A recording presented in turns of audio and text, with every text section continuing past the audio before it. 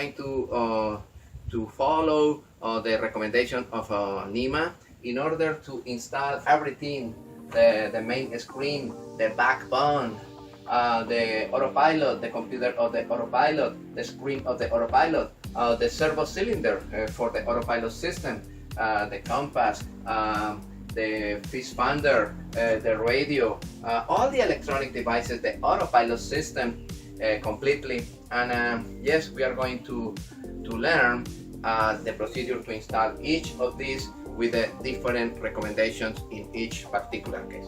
The enemy of the electronic equipment are two big enemies. One enemy is the salt water. There are three enemies really. Other enemy is the temperature. High temperature in the compartment where the equipments are located is not good because the circuit boards start to work erratic. Yeah, and other enemy of those circuit boards is the electromagnetic interference. The electromagnetic interference produce that those equipments work intermittent. The backbone. The backbone is the brain, is the central, the spinal dorsal of the boat today. Everything today is connected, like the picture that you have on the screen right now, is connected with the backbone.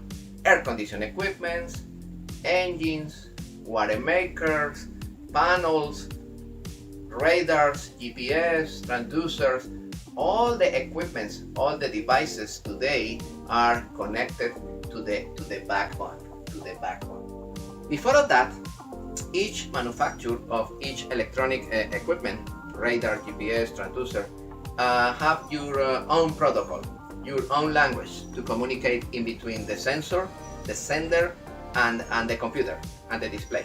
Each manufacturer before 1957 have your own protocol and your own cables and your own terminals and your own each manufacturer different.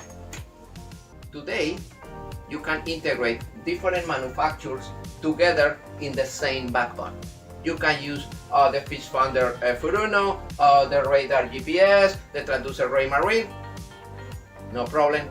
All of them use the same protocol of communication.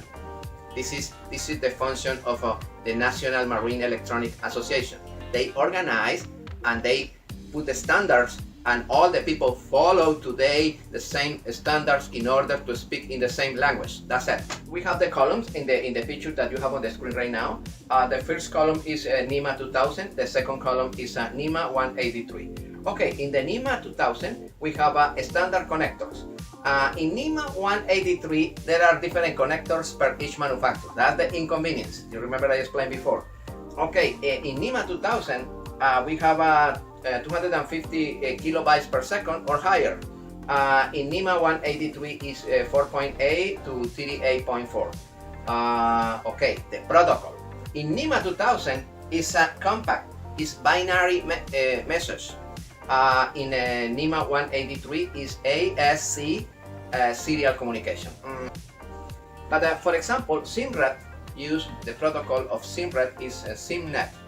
The protocol of B and G is FastNet. The protocol of Raymarine is CTalk. The protocol of Furuno is Navtec.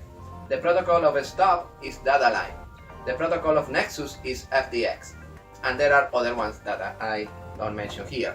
Each one have your own protocol, but those protocols today, they follow the standard of the National Marine Electronic Association. In other words, they are accepted to be introduced in the new in the backbone.